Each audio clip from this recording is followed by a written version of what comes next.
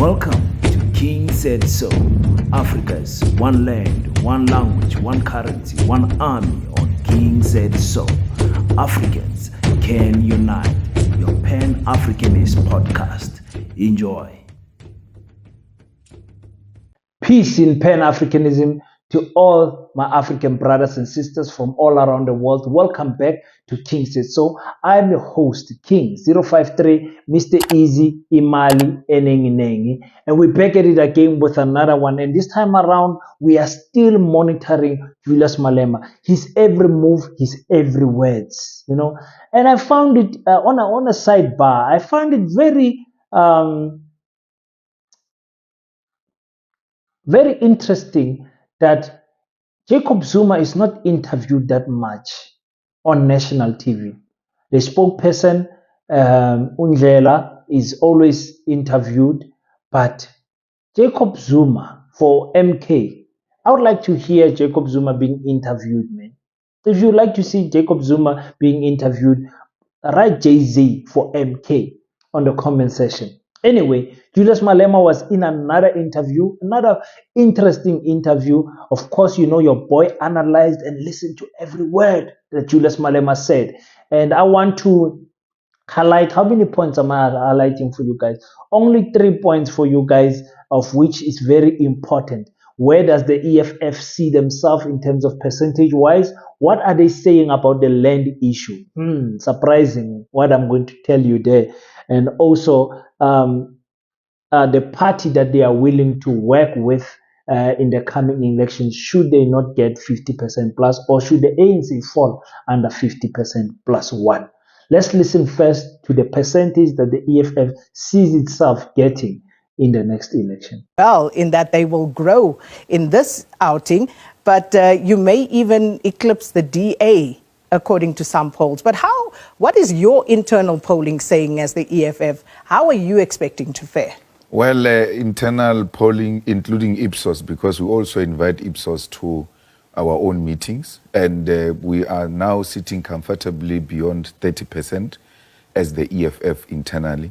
And we think that with this election campaign intensifying, we stand a good chance of increasing our percentage. Well, beyond 30%, I think they put you at around 18%. So let's talk Absolutely. to beyond 30%. Yeah. Where are those votes going to come from? They're going to come from KZN, from Gauteng, from Western Cape, the Eastern Cape, Limpopo, because those are the provinces that are the biggest feeders of our election input. And we believe that our structures in those provinces are ready for the task.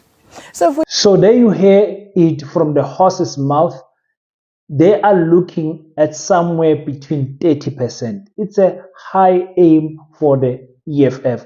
Remember, these people come from 44 seats, about 10% that they got last time. So they are aiming at 30 to 30 something percent. It is quite clear that these smaller Nyana parties can see that they are not going to get the outright majority. Like they would say, we are aiming to win, But this answer tells us clearly that a coalition is going to come into play in the next election. If the EFF gets anything close to 30, whether it's 31, 28, 27, 29, it's going to make them a major role player in who is going to be government in the 2024 on the 8th administration, if we can say that, or is it the 7th administration?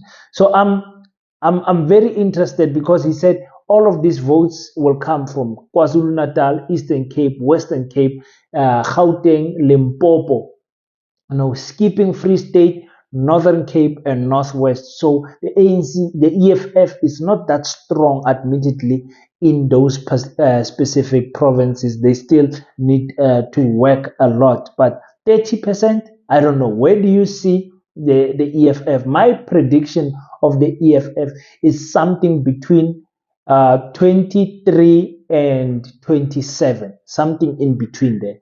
23 to 27, because I believe that is enough. If the EFF can just manage to get 25% and hope that the MK can get 15%, they are close to that 50. They will be only 10% short, and they can grab that from the PAC is not that strong. It only has one seat currently. So they can get that from the PAC, from the smaller Nyana parties like ATM and all of that. And those numbers combined together are going to definitely make 50%. Let's listen to this thing of equal distribution of land. What is Julius Malema actually saying about us taking the land back from our colonizers? Listen carefully, guys. Listen carefully. So let's get to the manifesto 2024 and your 7 key pillars. And so let's run through them. Top of the list, as it was in the previous manifesto, is, of course, the land question. Expropriation of South Africa's land without compensation for equal redistribution. Let's talk to that. How will the EFF do this? We have to amend the constitution, which we attempted to do, and we were successful in doing it because the ANC voted with us for the amendment of the constitution, and then we've had to have public consultations and public submissions, and majority of the submissions which were sent to Parliament indicated very clearly that the constitution must be amended to allow the state to be a custodian of the land. And when the state is the custodian of the land, it doesn't mean you lose your house. It doesn't mean you lose your factory. It just says whatever development you are going to make there, the state has to approve of such. And if you have no use of that land, the state can repurpose it and give it to people who can use it. So, as you say, many people are spooked by this notion of expropriation without compensation, most notably landowners, farmers, and they are concerned that they will be pushed off the land. So how do you, and this is exactly what I'm getting to, because if Julius Malema and the EFF were to become the government of the day, that is also a constituency that you will govern over. So how do you explain to them what is likely to happen under EFF rule? Their farming continues, is going to be protected, that is food security, but they are not the owners of the land who are just going to wake up in the morning and remove people's graves and evict workers and violate workers as they wish. And there are a lot of farms, Sakina, let's go to Waterberg, for instance. You just have a huge farm called a game farm. There's no game in it. Not even a smallest impala in that so-called game farm. And next to it, there are communities that are living in a congested environment. Why shouldn't we expropriate that land for public purpose and for public use and interest? Because we can benefit as many people as we want. Not all what you call farmers are really farming in those farms. And there are a lot of our own people who can farm, but they don't have the means to buy the land.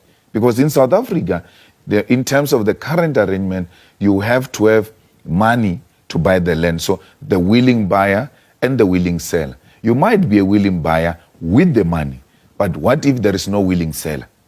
And the willing seller is left to stay overseas. In my ward in Sishi, where I come from, we took the land, a piece of land, huge piece of land. We now are housing more than 3,000 families. When we went into that land, the family had abandoned that land and they were staying overseas. When we went in, they came back. We told them, we have abandoned this place. And they agreed with us. And they said, you can't take the whole farm, take half of it. Many white Afrikaner farmers are more than willing to share the land. So speaking of, the land question does not only pertain to farming and agriculture.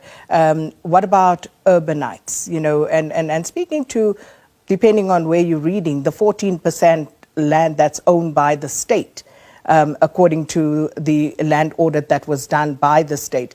So if you came into government in July, there's 14% before you even, start talking expropriation. What will the EFF do with that 14% of land in state-owned hands? That 14% will be allocated to our people, because the state just owns the land and have got no purpose with it. Let the people be told, where is this piece of land? and what can be used for. I mean, we must make land available for industrialization. We must make land available for residential. We must make land available for place of worship, for schools, for clinics, and all of that. So we cannot have a state owning 14% and still be a complainant that its people do not have land. We were supportive of Ikuruleni when it was under Mzwandile Masina's program of saying the farms that are owned by the municipalities are going to be advertised and they should be allocated to the people of Ikuruleni. That is the kind of approach we support. Has it happened? Well, he didn't do it. He doesn't have the capacity. That's why he was removed as the mayor. But if we do it, if we come in, we'll do it, because everything we say we'll do it, we always do it. We don't make empty promises. Well, now, to be honest with you guys, Pan-Africanism has been watered down by our political parties. It does not have the original meaning anymore. When we say we want to take our land from our colonizers, we don't really mean it. Well, let me not say we. Our politicians don't really mean it, because like I said yesterday, it is an almost impossible task for a single country to take the land back without huge consequences, including warfare. Julius Malema is saying, when we say we're going to take the land back, if we don't mean we're going to take your house, we don't mean we're going to take your farm, we don't mean we're going to take your factory. Just imagine. The state can repurpose it and give it to people who can use it. So, as you say, many people are spooked by this notion of expropriation without compensation, most notably landowners, farmers, and they are concerned that they will be pushed off the land. So how do you, and this is exactly what I'm getting to, because if Julius Malema and the EFF were to become the government of the day, that is also a constituency that you will govern over. So how do you explain to them what is likely to happen under EFF rule? Their farming continues, is going to be protected, that is food security, but they are not the owners of the land. We are just going to wake up in the morning. So meaning he does not even go only to say that. He says we're not going to take the agricultural land. We are not interested in taking the agricultural land. In fact, the agricultural land will be protected. What nonsense are we saying here? So in other words, ladies and gentlemen, land will not be taken. Owned by the state or not, it does not matter. For me, what matters is who operates on that land. Like I said, Pan-Africanism is being watered down. It does not mean being patriotic about Africans and what Africans need. We will continue to protect the Oppenheimers because they've got farmland and they've got mining land and they are contributing to the GDP of this country. You understand what I'm saying? We want to expropriate land. Yes, you want to, but where will you expropriate this land? Only empty, vacant land is going to be expropriated. And the state, how can the state of a country own 14% of the land? Only 14%. So my African brothers and sisters, I'm very sorry to tell you this, and I told you the only party that could have given us land properly is BLF.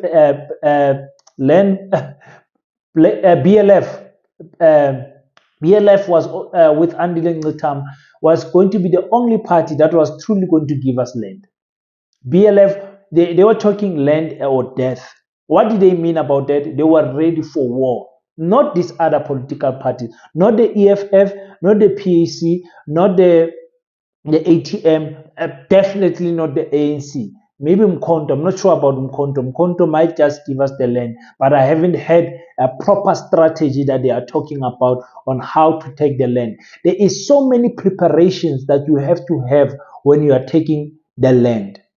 Remember, you affect the agricultural industry, you're going to affect the supermarkets. and you're going to affect the white supermarkets. Do you have a replacement for the supermarkets? Do you have replacement for the minerals that you will be stopping? If you go and stop a mine and say, we are taking back this mine, will you be able to open your own mine? Huh? Will you be able as a black nation to be self-sufficient, self-sustainable without needing white people to operate to feed you? Like Julius Malema always says, we're having toothpicks and everything manufactured from outside our land, and nothing is manufactured properly in the greater numbers here in South Africa. We say, no, BMW is making cars in South Africa. No, we are assembling the cars in South Africa. And even if we assemble and build them from scratch, those are not our cars. Those are German-owned brands. So my issue is, who's going to replace Facebook? Who's going to replace YouTube? Who's going to replace the technological and social media space? Who's going to replace the supermarkets, the commercial shops and everything, the clothes? If we are not ready to replace those things, we should never, ever, ever speak about land expropriation without compensation. And then we say agricultural land will be protected. Imagine the same people who killed and raped and stole our land still own our land today, but when we have government, we say we will protect their land. That is us Africans. This is the mediocrity that we operate in. So I've given up in the things of the land. I just want to buy myself a piece of land and build Baseta. That's all I'm doing. That's all I'm doing, because South Africa is for sale. This man is saying we were not going to take anyone's home. We're not going to take anyone's factory. The agricultural land, the land esikalelayo, this is the land esikalelayo, will be protected. Why? Because the farmers are injecting serious money into the GDP of our country. So if we give you the land, you might have the knowledge of farming, but do you have the machinery of farming? Because machinery and experience will cover everything. So I'm saying to you guys, kohlwane land.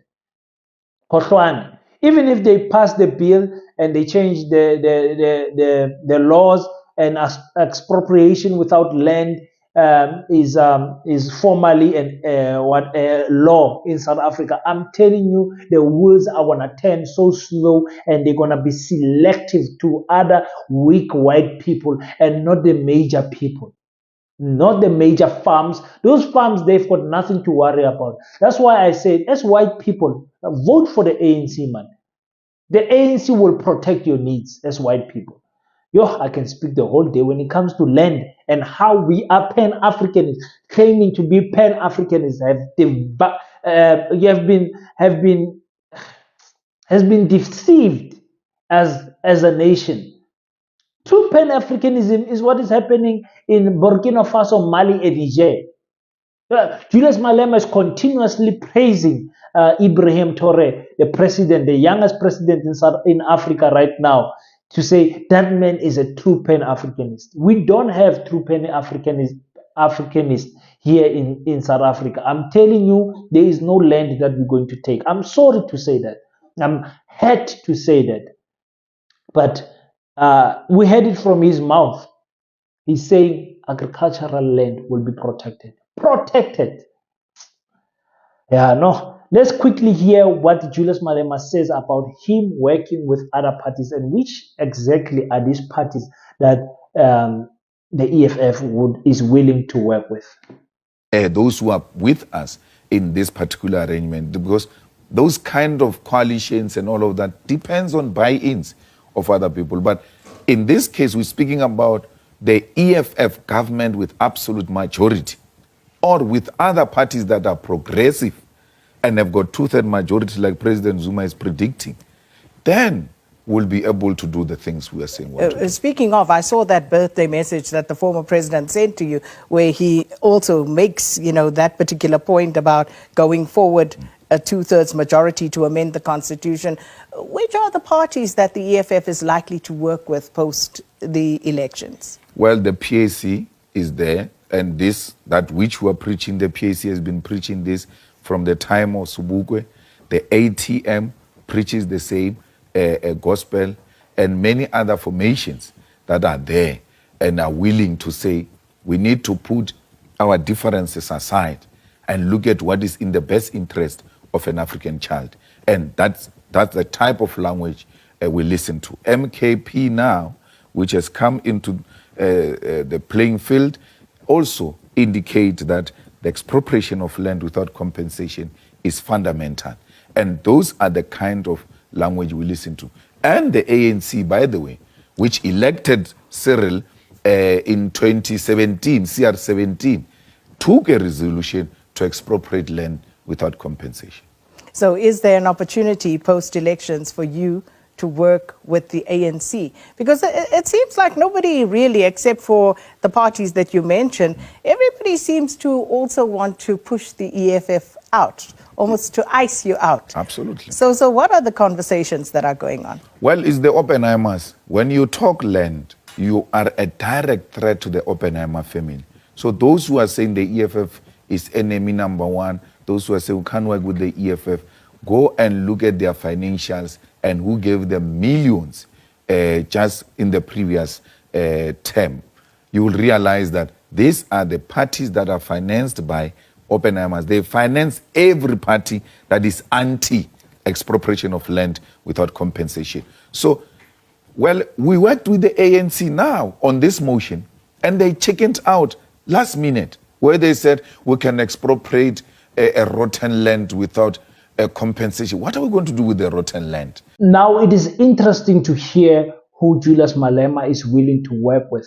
And again, as a politician, you have to be diplomatic in this, in that answer of that question, because you don't want to close any doors of negotiation. And now he's saying, no, we will work with the ATM. Ladies and gentlemen, the ATM only have 2 seats in parliament. You work with the PAC. The PAC only has 1 seat in parliament. And who else? Mkondo Wesizwe has got no seats in parliament. Now, I have said, and I'll continue to say, this will be the most diverse National Assembly more than ever, because I believe many small parties are going to get that 1 or 2 seats in parliament. They're going to get the 1, 2, 3. The Patriotic Alliance, the what you call this, Herman Mashaba's Action SA. You're going to get people like the Rise Mzansi. You can get Build One South Africa with 1 or 2 seats. And all the other parties, you're going to see them there in parliament, and it's going to be diverse, and that can be an advantage and a disadvantage at the same time. So he says he's not going to work with the political parties that are funded by the Oppenheimers. We will hold Julius Malema to that, because, like he says, those parties will not vote for expropriation without compensation. I don't know why would they not vote for it, because the Oppenheimers families, assets and land will not be touched. There is no political party that has the machismo, the balls to touch the Oppenheimers. I'm telling you, they will be speaking nicely to Johan Rupert. They will not come sideways to that man. They'll come humble to Johan Rupert, these politicians that you are sending there. It's different when they speak when the Oppenheimers is not in front of them. But once they are closed behind boardroom doors and they are discussing the affairs of South Africa, and they are looking at the numbers and they see the type of contribution that these people have in South Africa, the Pan-Africanist heart runs away, and the political mind then takes over, and it says, hey, we want the land, but not now. So the only team member that I will take serious that the EFF is talking about is Mkondo Wesizwe. I wish the IFP was not in the Moonpack shot, because I think they've got like something like 14 seats in parliament. IFP is a party to be reckoned with, not these other small parties. They will make a contribution, but a very insignificant one, not a material contribution. So that's all I had to say today, guys. If you're new on the channel, you're enjoying the content, please, guys. YouTube is telling me that 70% of the people that are watching my channel are not subscribed. What type of guys? Hey, yo, it's free to click the subscribe button. Some people don't know this. If you click the subscribe button, it's free. You don't pay anything. I would like to extend an extra thank to the people who are members of the channel. Those ones have got 3 packages to choose from. I think is a loyal member, which is like 20 rand a month, and then you've got a golden member, which is like 50 rand, 70 rand, and a platinum member. Those are the people that are paying. If you just click the subscribe button, you are paying no cent to YouTube or to me or to anyone. So don't be afraid to click the subscribe button. It is totally free. Don't be afraid to click the like button. If you're enjoying the video, don't be afraid to leave your thoughts on the comment section and tell me what do you think about what I just said about Julius Malema's interview. Until we meet next time, don't forget to pray. And after you pray, stand up, African child. Do your best so that God can do the rest. Peace in Pan-Africanism. I salute you. Black Heart, the hustle continua. 100% good quality t-shirts, made to inspire your goals and dreams. T-shirts are now available at an affordable price. Place your order now. 068-473-6908. Instagram at Black7576. Facebook page Black Heart.